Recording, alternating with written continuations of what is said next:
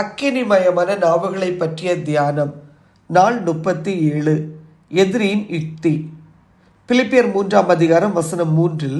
ஏனெனில் மாமிசத்தின் மேல் நம்பிக்கையாயிராமல் ஆவியினாலே தேவனுக்கு ஆராதனை செய்து கிறிஸ்து இயேசுவுக்குள் மேன்மை பாராட்டுகிற நாமே விருத்த சேதனம் உள்ளவர்கள். நமது சொந்த பலத்தில் பிசாசின் சோதனைகள் மற்றும் குற்றச்சாட்டுகளை எதிர்க்க நாம் உதவியற்றவர்களாய் இருக்கிறோம்.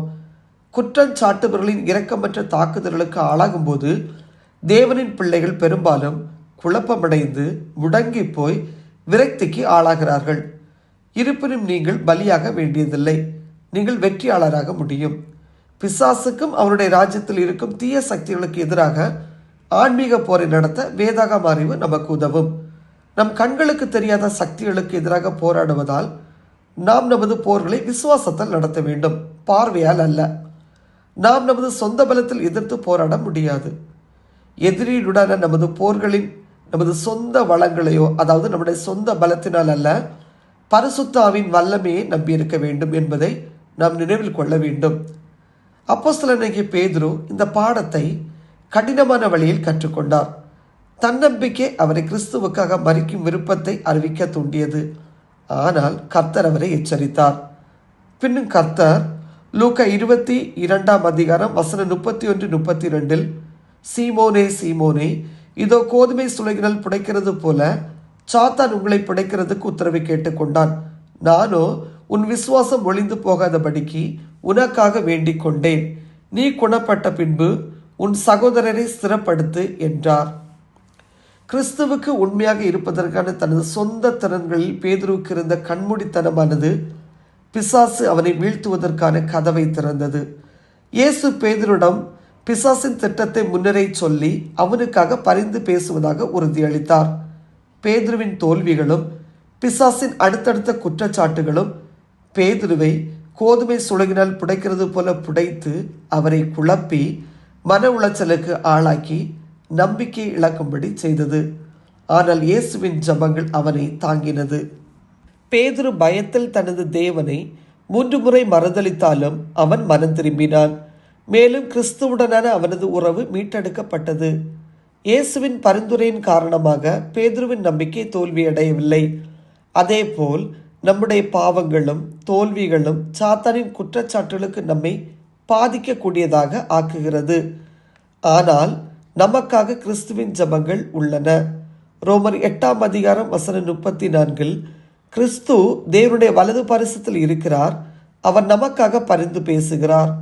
எபிரேயர் 7 வசனம் 25 நமக்கு ஒரு பெரிய பிரதான ஆசாரியர் இருக்கிறார், தேவனுடைய குமாரனை இயேசு நமது பலவீனங்களின் உணர்வால் தொடப்பட்டார், நம்மை போலவே எல்லா விஷயங்களிலும் சோதிக்கப்பட்டார், ஆனால் பாவம் செய்யவில்லை, பரிந்து பேசுவதற்காக அவர் எப்பொழுதுமே வாழ்கிறார். யோவான் 14 வசனம் 30 இந்த உலகத்தின் அதிபதி வருகிறான், அவனுக்கு என்னிடத்தில் ஒன்றுமில்லை என்று வரலாற்றில் இயேசு மட்டுமே சொல்ல முடியும். இயேசுவின் நோக்கங்கள் எப்பொழுதுமே கேள்விக்கு அப்பாற்பட்டவை, அவருடைய செயல்கள் எப்பொழுதுமே நிந்தனைக்கு அப்பாற்பட்டவை. மேலும் அவர் நம் சார்பாக ஜெபித்து வேலையை செய்து கொண்டிருக்கிறார். இயேசுவுடான இந்த பரிமாற்றத்திற்கு பல ஆண்டுகளுக்கு பிறகு துன்புறுத்தப்பட்ட கிறிஸ்தவர்களின் குழுவிற்கு பேதுரு எழுதும்போது சாத்தானின் தாக்குதலை அவர் நினைவு கூர்ந்தார் என்று நான் நம்புகிறேன்.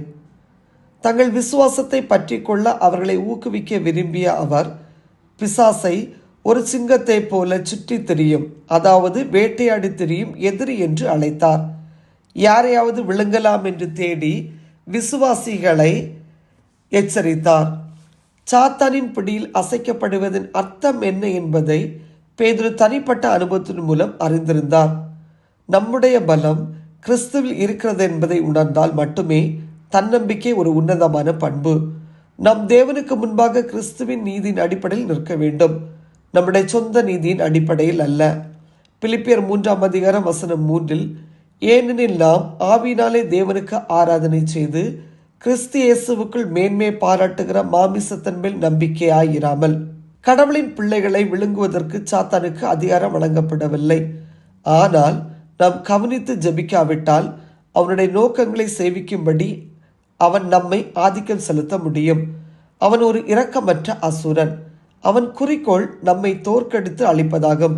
அவனை ஒருபோதும் சாதாரணமாக எடுத்துக்கொள்ளக்கூடாது. நீங்கள் சாத்தானுக்கு அடிபணிந்தால் அவனுடைய தீய செல்வாக்கு, அதாவது தாக்கம், உங்கள் உடல்நிலை, மனநிலை, எண்ணங்கள் மற்றும் கற்பனையை பாதிக்கலாம். வேதாகமத்தில் நம்ம பார்க்குறோம், யூதாசு ஏன் இயேசுவை காட்டி கொடுத்து மனம் திரும்புதலுக்கு பதிலாக தற்கொலை செய்து கொண்டான்? எதிரியின் சோதனைகள் மற்றும் பொய்களை கேட்க அவன் தன்னை அனுமதித்தான்.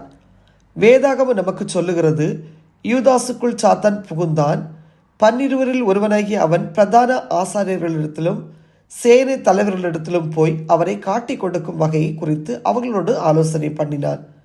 அவனது துரோகத்திற்கு பிறகு அவன் செய்த செயலின் தாக்கம் அவனை தாக்கிய போது யூதாஸ் மனம் திரும்புவதற்கு பதிலாக தனது உயிரையே மாய்த்து கொண்டான். யூதாஸின் பதில் மனம் திரும்பி மீண்டும் மீட்கப்பட்ட பேதுருவின் பதிலுக்கு முற்றிலும் மாறுபட்டது. சாத்தானின் வல்லமையை குறைப்பது அல்லது அவனுடைய தீய ராஜ்யத்தின் யதார்த்தத்தை மறுப்பது என்ற தவறை நாம் செய்யக்கூடாது.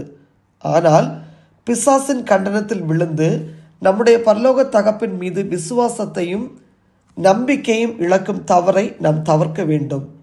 கடவுளால் நிர்ணயிக்கப்பட்ட வரம்புகளுக்கு அப்பால் எதிரி செல்ல முடியாது என்பதை நினைவில் கொள்ளுங்கள். நாம் அவனுடைய வஞ்சக வலையிலும் பாவத்திலும் விழுந்தால் கிறிஸ்துவின் இரத்தத்தின் மூலம் மனம் திரும்பி மன்னிப்பை பெறலாம். மறுபடி பிறந்த விசுவாசி தேவனுக்கு கீழ்ப்படிந்து பிசாசுக்கு எதிர்த்து நிற்பது பிசாசு அவர்களை விட்டு ஓடிவிடும்படி செய்யும். ஆமென்.